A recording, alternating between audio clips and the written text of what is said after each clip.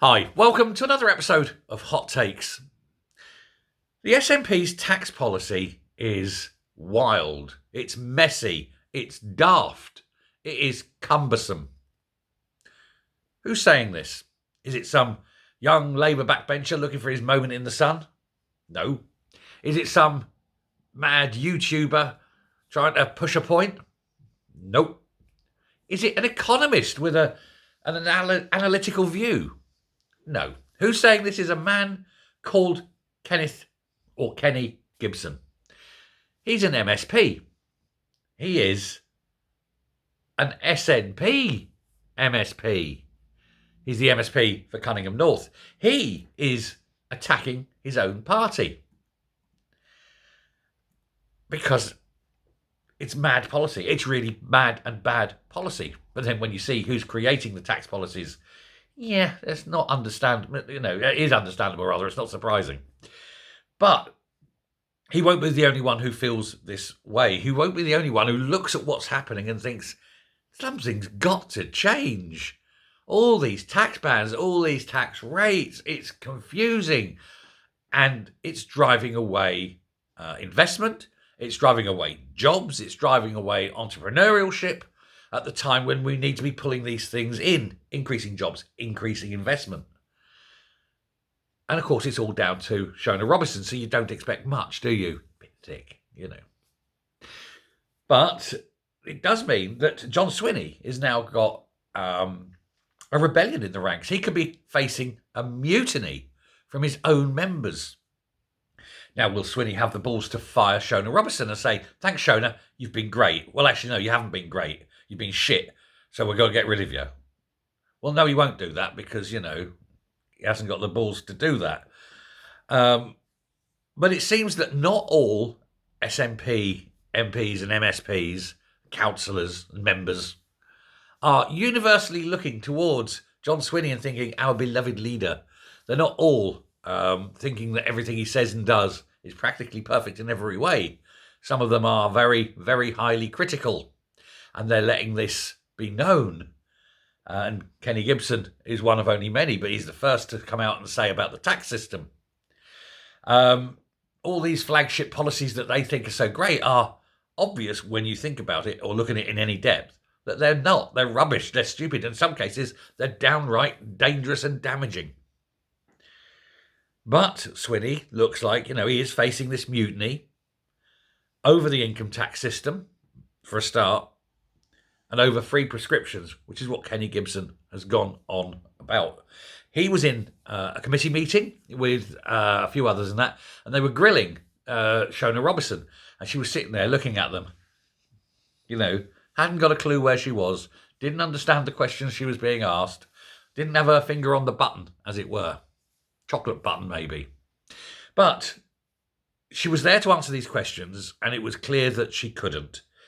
She didn't understand her own tax policy. I would go so far as to say, seriously, that I don't think she's got a tax policy. I think she just keeps coming up with bright ideas, but they're in no way connected to anything else. There is no coherence. There is no, if we do this, then that, and then we can do something else there. There's none of that. It's just keep throwing spaghetti at a wall and see what sticks.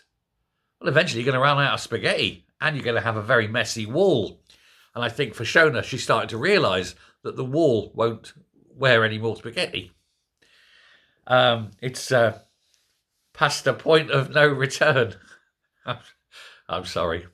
Anyway, this guy, Cunningham North MP, MSP, Kenny Gibson, he was questioning her in this committee, as I say, and he was asking her if she thought that the tax system was confusing, having 6 different tax bands, having tax bands at 19%, 20%, 21%, is that not a bit daft? Is that not counterproductive? Does it deter investment and all this thing? And, and all she could say, well, it's progressive. It's not progressive when it actually disenfranchises people, disincentivizes people to invest or to work. That's not progressive. That's damaging.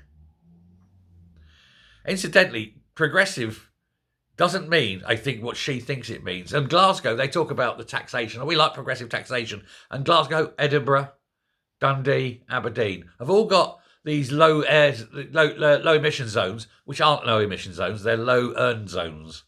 That's the E stands for earnings, because if you have a car that you can upgrade, then it doesn't matter how big your engine is, as long as it's new. It's only old people have to pay. You can't afford, poor people rather, who can't afford to upgrade their cars, they get punished. So it is a tax on being poor, basically. Not very progressive. But anyway, back to this. 6 tax bands, all these different tax rates. It's nonsense. He was saying it's absolute nonsense. It's a confusing mess, and that nobody really wants to tackle the main problem, which is a lack of understanding at the very top of how tax works. But, she says, she is incapable of understanding this. She doesn't understand the Laffer curve. She doesn't understand if you increase taxes, your tax take goes down. People become more invested in finding ways to avoid tax or to just not work in Scotland, just won't invest there, things like that. There's various ways around it. And anyone who earns more than about £28,500 is worse off.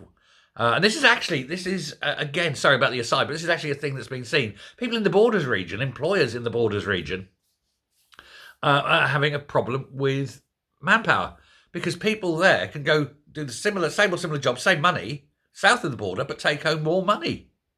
And that's what they're doing. And unless you are running a sandwich shop, you're not going to be able to fill these roles.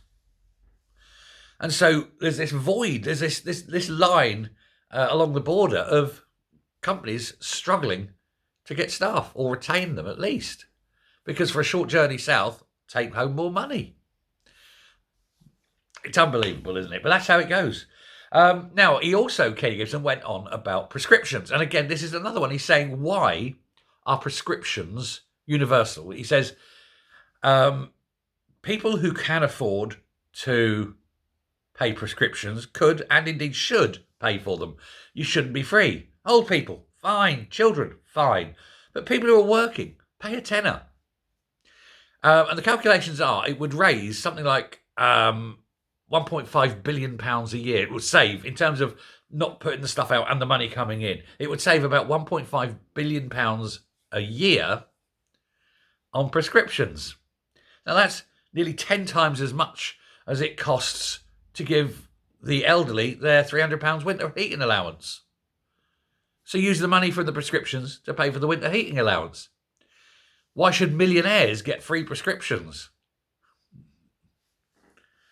Meanwhile, old people freeze to death. Now, again, she was looking at him, rabbit in the headlights, and said, well, it's very complex. It's not complex. If you work, you pay. It's not complex at all, is it? What is complex about this? I do not know. But this is what happens when you have a moron who doesn't understand her own policies, doesn't understand finance, doesn't understand how an economy works, doesn't understand how tax works, can barely count, is, I believe, actually mentally retarded. And you put her in charge of the most important office of state. It's bound to work out. It's bound to be a success. And now people like Kenny Gibson and others within the party, and others have said in the past, albeit anonymously, but they've said that they've got no faith in the leadership of the party, and they don't like the policies, they don't like the direction, they don't like some of the things they're doing, but they're too afraid to stand up and say it because of the power vested at the very top. Perhaps they need to grow a pair, stand up and say it, and change the very top. Who knows? Thank you very much for listening. Take care. Good day.